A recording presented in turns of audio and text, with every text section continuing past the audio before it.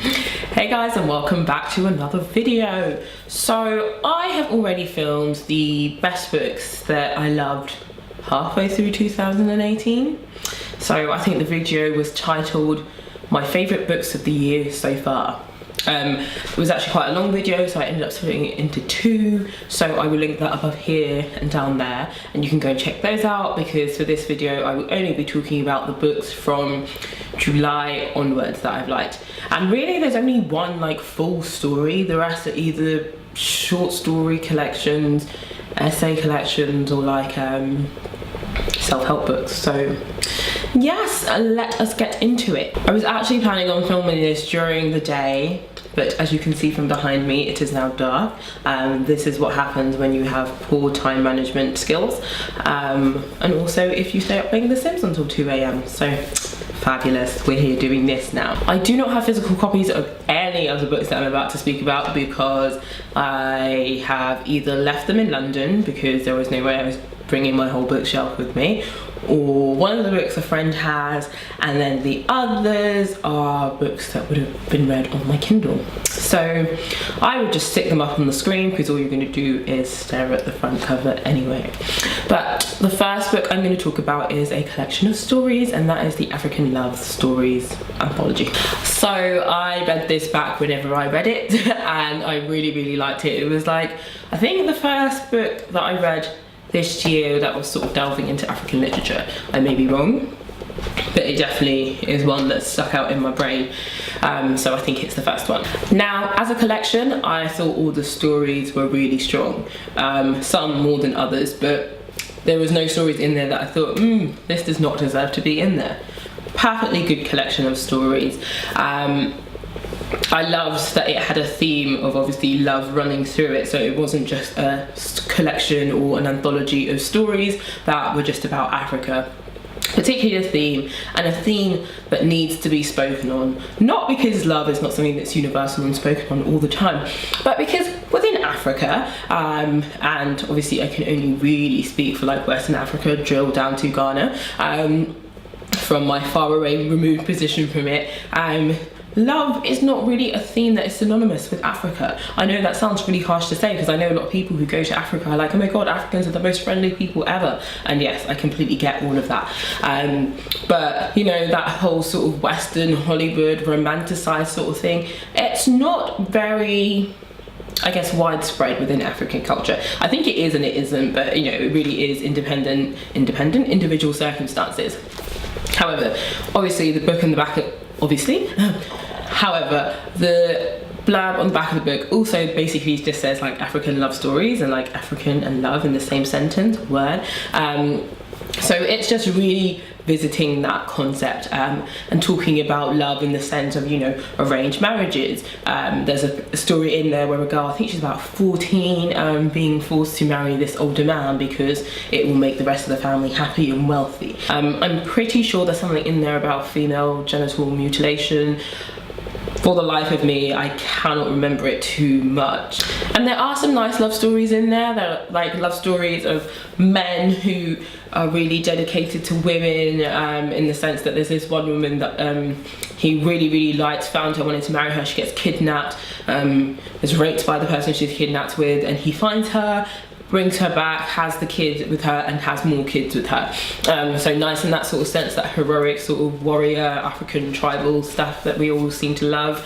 And there's like same-sex relationships, or rather the exploration of that, and the sort of fallback and the I guess the effects of that. Basically, the anthology covers a wide spectrum, and I just liked it because it was so sort of encouraging and welcoming in terms of the different breadths of love that you could experience, and I think showing you that love comes from loads of different places, but also it was great because the stories were from all over Africa. So it was a very good insight into love stories from Africa, because you still sort of have that heroic feel that you have from Western love stories, but then also a lot of the writers are so good at describing their surroundings, the country that they're in. I think it's really worth reading it for that and getting a feel of the writers who are writing from the country that they're from.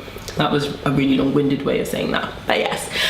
So definitely a favourite of mine. I gave that 5 out of 5. The next book I'm going to talk about is The Course of Love by Alain de Botton. I always feel like I say his name wrong. I spoke about this in a video that I actually filmed whilst I was in Scotland, literally down the road from where I live. I was doing a wrap up at that time, so I just spoke about my thoughts on it. And this book is actually not a new read for me. It's a reread, but I just wanted to revisit it because I really liked it. So it's part story, part self-help book. It follows the story of these two characters. I feel like the guy's name is Rashid. I can never remember the woman's name. It's really annoying. Not that her name is annoying, I cannot remember her name. He is from somewhere in the Middle East, for life of me, cannot remember, and she is Scottish, and they meet in Scotland because I think he's been sent up to work there or something like that. And it's basically the story of them falling in love, being together, their relationship, getting married, having children, going throughout their course of life, you know, whatever happens in life, all that jazz, growing old. And yeah, it basically stops every single time a significant moment in their life appears, or sometimes it's not even a significant moment, it's just more, well, I guess, yeah, it is significant because it's not like, oh, they get married now, let's look at this. It's more like, say, if someone comes across someone that they fancy, all of a sudden we're sort of stopped and we're offered sort of help on this situation and why he's behaving in this way. So the story is obviously about, I think his name was Rashid. I can't remember the woman's name, and the reason why I can't remember the woman's name is because even though she's part of the story, we're seeing things from Rashid's point of view, but also a lot of the self-help is focused on the things that he is doing, and like why he's behaving the way he's behaving. It's not really done from both sides, so I'm going to use that as my excuse. The reason I love this story is because I think it gives a really good insight into relationships and romanticism. What it really aims to do, I guess, is sort of dismantle romanticism a bit and help us sort of understand why relationships might not go the way we want, or why, you know, marriages don't go the way we want, and how sometimes a lot of people probably at a breaking point in their marriage, but they somehow manage to fix it, not by some huge miracle, but maybe because like the other person just not gives up on what's troubling them, but decides it's not that big a deal and is able to let it slide. It's really hard for me to think if it's something I would recommend people in relationships read, because I've never actively been in a relationship and tried to use the book, especially because it's obviously delving on themes of like getting married and like living together and having kids and stuff, and that's not things that I've experienced in my life. So it's really hard in that sense, because I don't know like how true it would be, and if anyone in a relationship or has been in a serious relationship or is married would read that and think, yeah, like I see how some of these points like might help. But for me as a single woman, it is very insightful. It's very insightful to see two people who are grown adults behaving in certain ways, and seeing the reason behind it, and just understanding sometimes that, you know, like as grown adults, if we act out or if we shout or whatever, it's like you're not angry at that person, there's like a deep-rooted issue there. I think I said this though the last time that I talked about this book. It's a really good book, but I think what's really hard about like these sort of books and like, you know, the 5 love languages and stuff like that is, well, 5 love languages is a little bit different in point I'm going to say, but it's really hard if you're in a situation, say if you're actually arguing with someone who's really pissing you off, that you've got to step back and be like, what childhood issue do they have that might be making them act this way? You're really going to think, no, this person is pissing me off, and if they don't stop, like I'm gonna have to tell them off. So it's, yeah, I find it really helpful, but also at the same time I'm like, I don't know if you can put that into practice. You have to be a really patient person. But I think it's worth the read. I think it's worth the read because it's a good story about two people meeting, how they meet, just being together as two people, so how you start forming that life. But then also it's got that self-help bit underneath it. And Alain de Botton runs the School of Life channel, or he created the School of Life, and they post like loads of videos that are centered around relationship, but also like personal development and things like that. And I really enjoy it. I really enjoy hearing the thoughts on it. Thoughts on the different things they do and the different things they say about, you know, like if you're feeling insecure, why like sex doesn't seem to last that long in relationships, all these sorts of topics that I don't think are covered really widely by anything else that I consume. So I think it's really useful, and I just really love the book because, again, I think it is really accessible in the way it's written, and I don't think it's condescending in any way. And yeah, I find it easy to read, I find it easy to enjoy, and I also feel like I'm taking away something from it. The next book I'm going to speak about is Know Your Place. This is Essays on the Working Class by the Working Class. Again, I know I've spoken about this. Really love this collection of essays because, again, I don't have the book with me. It's so hard to pinpoint which essays I thought were the strongest, but I think I will write them across the screen when I get back home, just so you know which ones that I recommend you should definitely read in them. The book is filled with essays of people whose names that I see a lot on my timeline, but for the life of me will butcher if I try and pronounce, but like Kit Dewar, who else? There's a guy who wrote that book about like essentially doing nothing, and I really liked his essay in there as well. Just so many people who are very talkative or quite active, I guess, on Twitter, but also in their actual lives talking about writing. And it's a collection of essays from people all over the UK talking about their working class experiences. So we've got working class, like I think it's Lee Rourke I was talking about. So we've got working class, I think his essay is to do with the working class that are not in the city, the working class that basically the point of his essay was to talk about the fact that there's often this type of working class that's depicted, but actually there's also a kind of working class that isn't depicted. And I think what he was talking about was like, I'm pretty sure it was to do with like rural people, or like rural farmers or something like that, that live in poverty as well, and how that isn't really ever presented in any sort of media. And I thought that was really insightful because that was something I had never personally thought of before. The book is just filled with so many experiences of working class and exploring what it means to be working class across like gender, but sort of things to do as well with when it comes to like, there's a story in there talking about her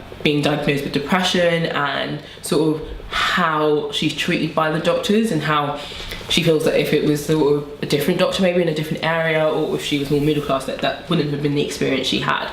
So yeah, I was going back to say it's sort of an exploration of working class amongst gender, sexuality, like accessing education, accessing medical advice, so many things that I've missed out. But honestly, I thought it was such a strong collection of essays. Again, I say this about my short stories when I say I think, oh, it was a really strong collection. I don't read a lot of essay stuff. I do have a lot of things in my Amazon basket that are essays that I want to pick up next year. But for me, I think there was probably one or two stories that I thought, this could have done without. But overall, it was so interesting. I really think they nailed it down in terms of getting the perspective of different people that surround the sphere of working class. There probably are people missed out, but I think they did a really good job in selecting essays that were really strong and explored ideas that haven't been at the forefront before. The next book I'm going to speak about is Big Magic by Elizabeth Gilbert. This is basically another self-help book. So if you don't know, Elizabeth Gilbert is the woman that wrote Eat, Pray, Love. So, you know, if you just want to go to Italy and eat, where did she go and pray? In Thailand, and she found love in, I don't know, was it Brazil? I feel like it's Brazil, I'm pretty sure her husband's Brazilian. But in this book, she's actually talking about creative living. I love it. If you are creative in any way, shape or form, or even if you just want to be inspired and you're stuck in a rut, I feel like you need to read this book because there are so many little gems in here. She talks about her journey with creativity, so how she became a writer, and it's not really what I would think was the natural way to become a writer. She talks about her journey with Eat, Pray, Love, and how obviously that became a bestseller, but then what's it like writing after you've written a bestseller, and talking about how like her subsequent books haven't sold nowhere as much as Eat, Pray, Love, but that's okay because she's doing what she loves. I think it was just such a really helpful book because it was mixed in with her experiences, but then also mixed in with these little bits of advice, and I feel like they were really practical pieces of advice. You know, if you were to take them away and do them, you could probably achieve some of the things that you wanted to do. So yeah, I don't have anything more to say about that book other than I absolutely wholeheartedly loved it, and I definitely think it's going to be one of those books that I pick up every single year because I think you could always do with a bit of a refresher when it comes to books like that. The next book I'm going to speak about is Sal by Mick Kitson. Oh my god. I wish I had a story to say that I met Mick Kitson, because I went to the Untitled Literary Awards, which I spoke about in another video that I'll link above somewhere here, and he was there and he won the first book for the Untitled Literary Awards. I'm pretty sure that's what it was. But then honestly my eyesight is not that great sometimes and my memory is a bit hazy, and I couldn't remember who he was, like not who he was, what he looked like, in order to go and find him after, and I'm just not sure if he'd actually left. So yeah, I can go up and be like, hey, I loved your book, like a little fangirl. I did that to Leila though, so that's okay. But I really enjoyed Sal. It was on the Observer's New Face of Fiction for 2018, yep, it was that.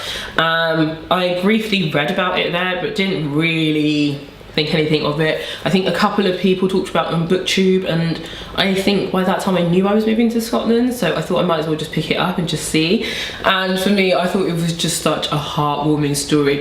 I think it's a young adult book, it's classed as a young adult book, but this was just so nice, and I think I liked why it was written as well as liking the story, because the story isn't all that striking and amazing, but I still think, because I know why it exists, I think it, like, I don't know, deserves all the accolades. Basically Mick said that he wanted to write something that he thought, he used to be a teacher, that he thought kids in school, I think around that sort of teenage, secondary school age, would be able to relate to and see themselves in. And I think that's just so wonderful because of the themes that the book deals with. The book deals with like sexual assault, alcohol addiction, murder, and then obviously it goes on to the more far-fetched stuff, and obviously like dealing with poverty. And I feel like, I don't know a lot about Scotland, so I'm not going to sit here and be like, I feel like in Scotland there's this, but I feel like within books that are on the curriculum in schools, there's not enough on the curriculum that is relevant to today, or relevant to the things that kids of today might be experiencing. It's all very nice to be reading, you know, wonderful poems by Sylvia Plath, etc, etc, but some kids are going through some really awful things in life that they shouldn't be going through, and there's no representation out there for them to know that actually, yeah, this exists in the story and you can speak about it and it's okay. But anyway, Sal is about a girl named Sal. Again, I've covered this before. Sal is being regularly sexually assaulted by her mum's boyfriend. Her mum is an alcoholic, and Sal has a younger sister named Pepper. Pepper is from a different dad, and the boyfriend of the mum is neither of their fathers. So basically one day, I think either the guy whose name is Robert says to Sal that, you know, that, oh, like her sister would probably be really good at all the things that he's making Sal do, and she gets really scared that he's going to start doing to her younger sister what he's been doing to her. So basically he devises a plan and they go out into the woods, and it's just about this survival, and I think it's really nicely probably tied in with what a lot of us view about Scotland, that it's got, you know, these really nice highlands and these really nice greenery everywhere. Certainly that's what I've experienced when I've been here, but it's just that the story just goes on about their survival. They meet another woman in there and there's a little bit of a story with her as well, and it's all about just sort of everything unfolding. It's really, I guess it's a really sort of a coming of age story, because Pippa is turning 13 and, you know, she experiences her period for the first time, and she's just dealing with a lot in life. And I feel like it's a great book to, if it ever was on the curriculum, it's a great book that touches on so many different themes that it could be explored by teachers and students so well. So yeah, I really loved it. I just thought it was really heartwarming, and I think, again, because I don't read a lot of young adult, for me it really stuck out as a book that has a lot to explore. So the final book I'm going to speak about is Elsewhere Home, and that is by Leila Aboulela. This is a short story collection that covers, I would say, mainly the theme of, well, I guess, yeah, home, but it's also talking sort of about Islam and immigration and sort of fitting in, and just the sort of differences that come when you're from two different places. The The stories are so varied. Like, for me, a couple stuck out in my head, but I said it already in my other video. So yeah, really is a range of stories in there, and I just loved it. I thought her descriptions of Sudan were absolutely stunning. There were just so many stories that sort of transcended all these cultural boundaries, you know, talking about mainly Western culture and then the African culture of the Sudanese culture. A very interesting read overall. I really had no qualms about this short story collection, but my thing is that I guess I sort of second guess myself on how strong a collection is, because I don't read that many short stories. Again, like I would do with the essays, I would read it in sort of threes and sort of digest those stories, let them sort of sit around in my brain for a bit and then sort of go on to read the rest of them. But honestly, I love the collection. I thought the book cover was absolutely stunning. I thought the colours were wonderful, and it's just what I imagine when I think of Northern Africa. So I don't know if that was just really cliched or whatever, but it made me feel very warm. So yes. So that is it for this video. I have a feeling it's kind of already very long, and I feel like it might have cut out at some point, and I don't know when that point was, so that will be very interesting. I hope you enjoyed seeing what books I enjoyed in the rest of 2018. Like I said, I already reviewed a whole bunch of books that I liked at the beginning of the year, so from January up until June, so I will link that down below for you. But yeah, that is it for, I guess, all of 2018. I don't think this will be my last video for 2018, but I just want to get it up and out of the way so you know that I've left 2018 in 2018 and yeah, 2019. Let us see what booktube content I will be producing. Hint, it won't be anything different than now. Stay tuned for a couple of other videos coming. I don't know what those videos will be, but you will see them. And so yeah, I will see you in my next video. Bye!